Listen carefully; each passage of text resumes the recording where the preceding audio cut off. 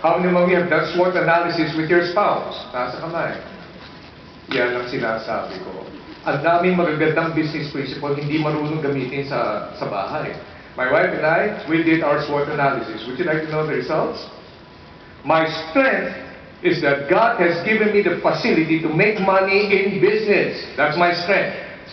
You know what my weakness is? It's in keeping the money I made. Hindi ako sanay na may pera ako, dapat mawala yan eh. Diba? Now, what is the strength of my wife? Number one, she graduated from an accounting course in University of Santo Tomas. Number two, there was one time in her career life when she worked as an auditor. Hindi nun, auditor. That's why our formula for finance is very easy. Lahat ng pera niya, kanya. Lahat ng pera ko, kanya pa rin. Here's one important rule you gotta understand. Kahit magaling ako gumawa ng pera, doesn't guarantee marunong ako humawak ng pera. Are you getting it now? Question. Pagdating sa pera, sino dapat may hawak? Lalaki o babae?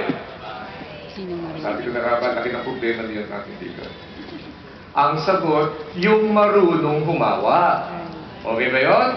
So, what are her strengths? Number one, she graduated from an accounting course in University of Santo Tomas.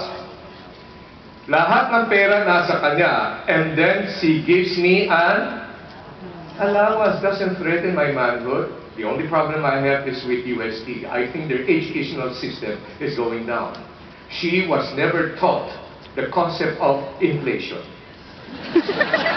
Kaya liit ng allowance ko. Now, what is her strength? Number one, she graduated from an accounting course in UST. Number two, she works as an auditor. Number three, ito ang pinakamatindi. She's from Ilocos. Sinong Ilocano rito? Taas mo ba?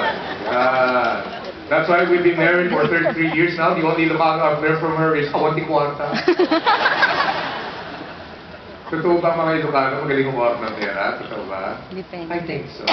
That's why my favorite story I tell all the time. Tatlong mama pumasok sa coffee shop, Amerikano, Chinese, Ilocano. Sabi ng American, there's a fly in my coffee. Tinapon na, ganito, ganito. What's the problem with this country? Yan. Okay. Yung Chinese naman, oh, may langaw. Tinanggalin langaw, ininom niya. Sayang eh. Palalo. Di Ilocano said, oh, may langaw. Sa kape ko, kinuha niya yung langaw. Pinigan niya. Iluwa mo, iluwa mo. Joke lang yan. Joke lang yan. Let me give you the last one. Are you learning something? Are you really learning or are you just enjoying the jokes? Last one is most important. If you teach your kids to love God more than they love you, you're safe.